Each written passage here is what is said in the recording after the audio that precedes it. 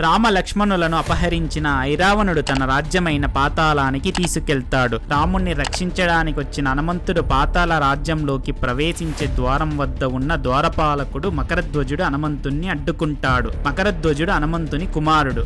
హనుమంతునికి వివాహం కాకుండానే కుమారుడు ఎలా పుట్టాడని ఆశ్చర్యపోతాడు. ఏం జరిగిందో తెలుసుకోవడానికి ధ్యానంలోకి వెళ్తాడు. సీతమ్మను కలవడానికి లంకకు వెళ్ళినప్పుడు హనుమంతుడు రావణాసురుని గర్వాన్ని అణిచివేయడానికి లంక మొత్తాన్ని దహనం చేస్తాడు.